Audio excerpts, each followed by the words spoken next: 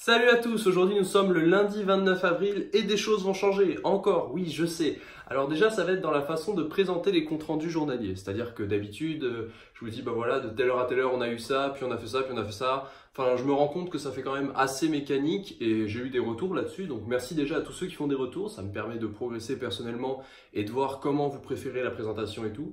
Donc je ferai en fonction de ce que j'ai envie, c'est-à-dire je vais pas vous faire le compte rendu matière par matière, parfois il y a des matières dont je parlerai pas. S'il y a des notes d'école bien sûr j'en parlerai, mais voilà je vais essayer d'un peu plus parler de choses diverses et variées plutôt que toutes les semaines vous faire le même compte rendu de la même semaine en changeant le contenu des cours certes parce que les cours changent, mais je pense que ça doit être lassant au bout d'un moment d'avoir toujours le même mécanisme et la même façon de présenter les choses.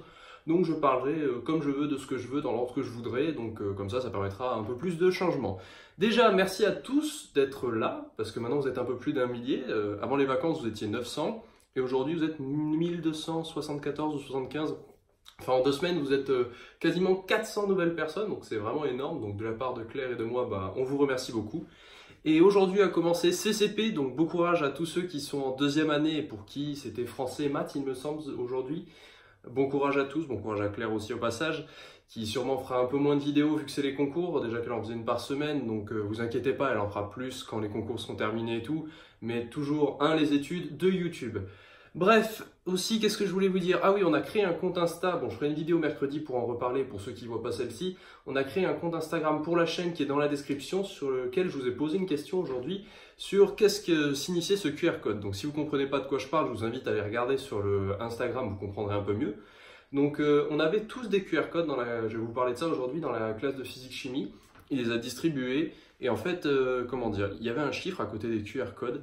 Et le QR code, il avait 4 orientations avec écrit A, B, C ou D en fonction du sens dans lequel on le tenait. Et en fait, en mettant la lettre en haut, ça sélectionnait la réponse qu'on choisissait. Et pour voir qui choisissait quoi, bah, il était là avec son téléphone et il scannait nos QR codes.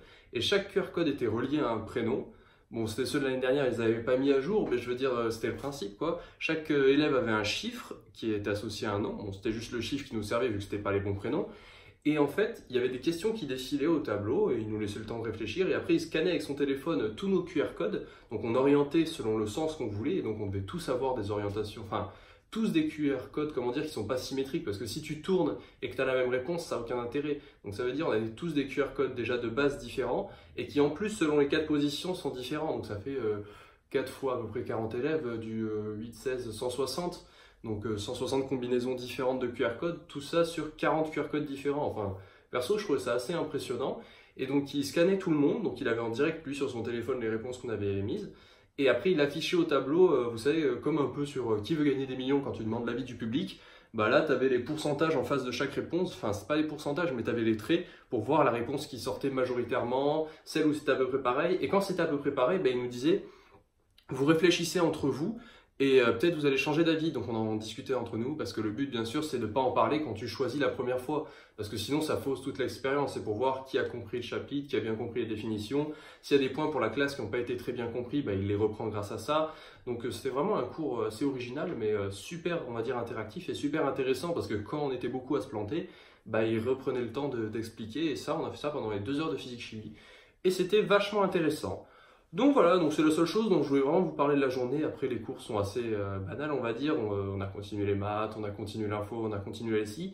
La SI, on a eu la note du DS, mais bon, je vous le garde pour demain, parce que demain, je ne sais pas si j'aurai autant de choses à dire. Donc je vous souhaite à tous de passer une bonne soirée. Bon courage pour ceux qui sont en concours, bon courage pour ceux qui sont dans les révisions de bac, bon courage pour ceux pour qui c'est la reprise. Et profitez bien pour ceux pour qui il reste 1 semaine. Il me semble que c'est la zone Toulouse-Paris.